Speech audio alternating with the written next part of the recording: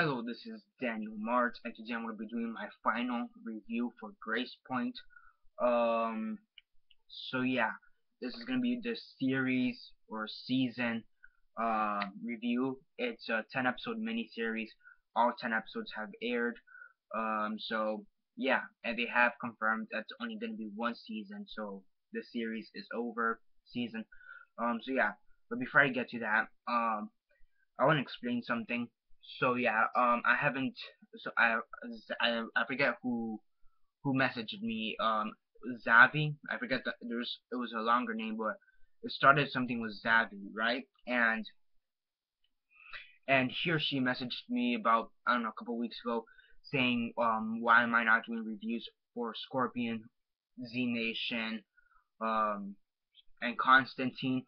That's because of my cable. That got changed, and due to that, my new cable doesn't really have stuff like on demand or whatever, or like video on demand or whatever, so I can't watch previous episodes. So I'm still trying to figure that out. I'm considering maybe buying the episodes through Amazon. Maybe that's, I don't know. Um, yeah, but yeah, but I think I'll get that resolved by the end of the week. Um, or at least by next week, I should get that resolved. So yeah, my next week, New Year's, I should get that resolved. So yeah, but yeah, for now I'm just gonna be doing the review for Grace Point. Yeah. Um, Before I begin though, um, I've never actually done a series review. Come to think of it, for a TV show. So yeah, for those who have yet to actually watch all the episodes in the season or the series, whatever. Again, it's 10 episodes. It's a crime drama. It's a mystery crime drama.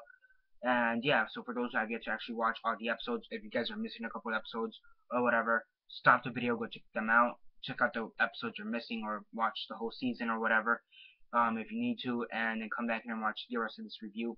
10-second spoiler warning as usual, starting now.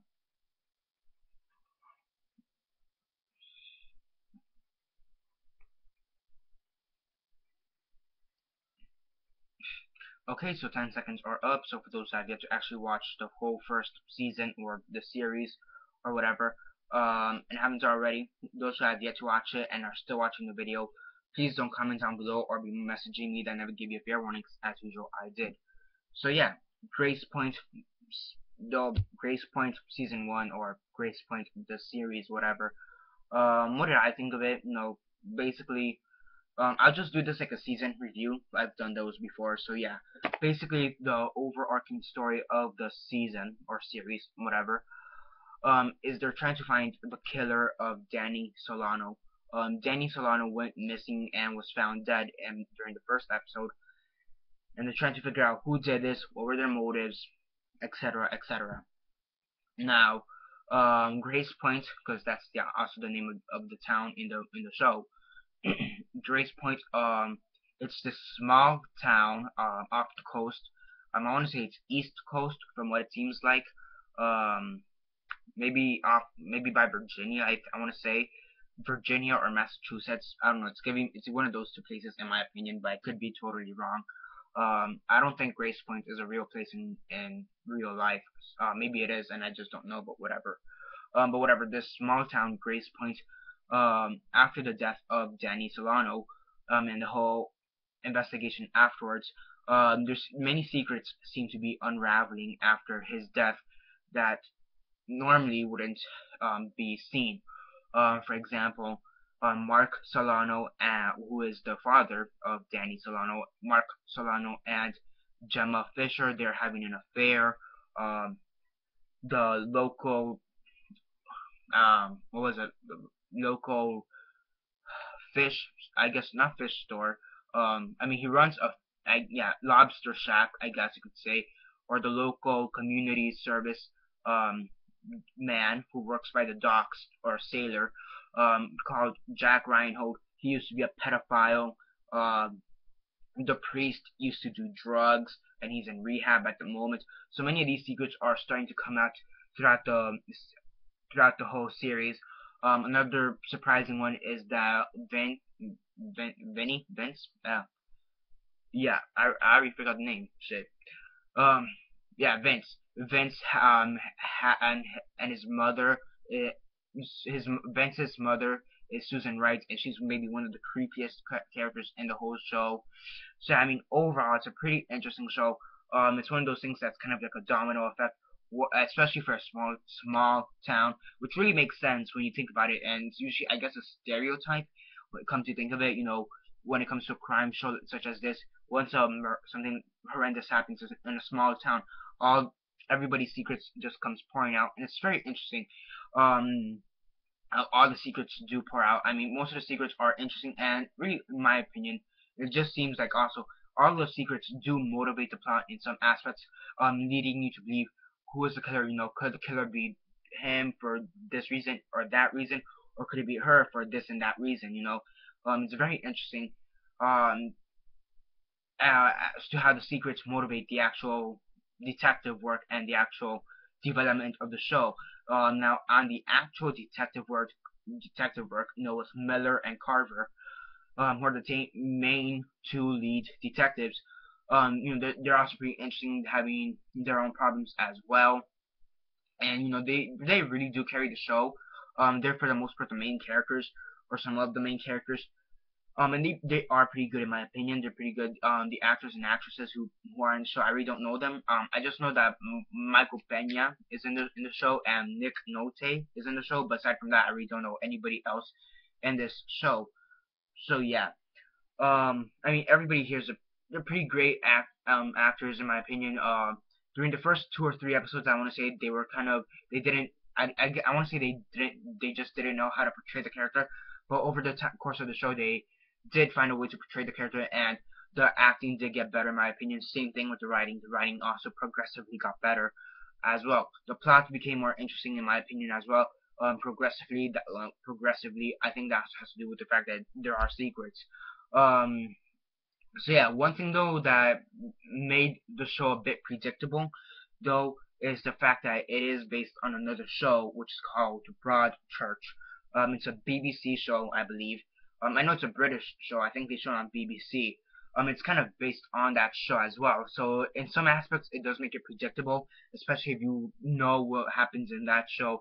So I think that's really one of the major downsides, that it does be a bit predictable due to the fact that it is based on that show. And I haven't watched that show, but I have read parts of that show, like the synopsis of some of the episodes of that show, and some of the stuff in those shows that is transferred to this show is taken almost by verbatim. It's almost followed to a T. So in some aspects, it is a bit predictable, especially if you have seen the other show. I mean, it does come with its flaws aside from it being predictable. The first couple of episodes, it didn't know how to be. It didn't know exactly where to come from. And also, I think that has to do with the writing being a bit shaky and the acting being also a bit shaky. But again, it did progressively get better. One thing I did like is that they did change the murderer in this show, because I'm not gonna say who killed in who was the killer in either show, but but in the original show, that one was a surprise, and here it seemed like they were gonna do the same thing.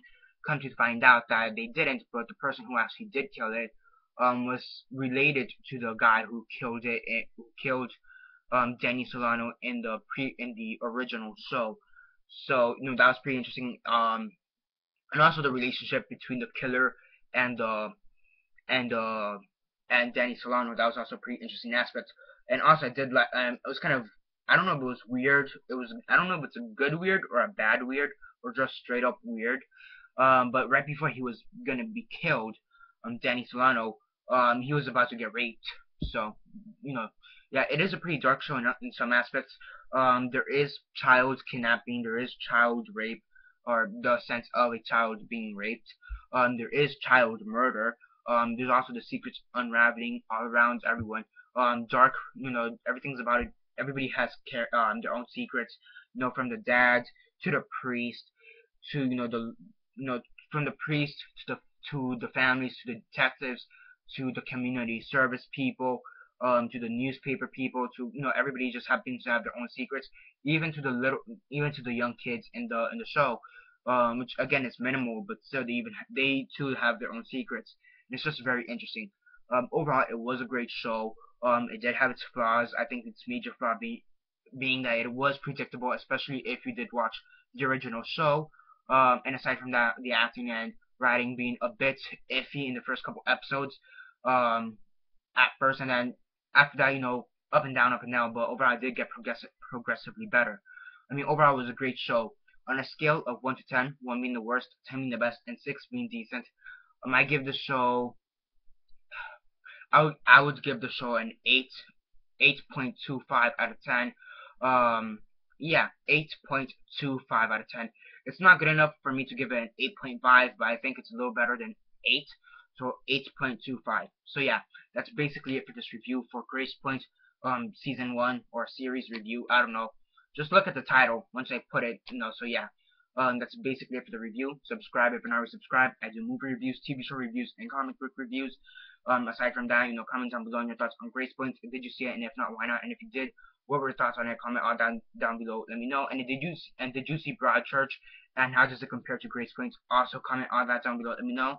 Like the video, share on Facebook, Twitter, MySpace, or whatever you guys prefer. And that's basically it for now. This is Daniel Mart signing off.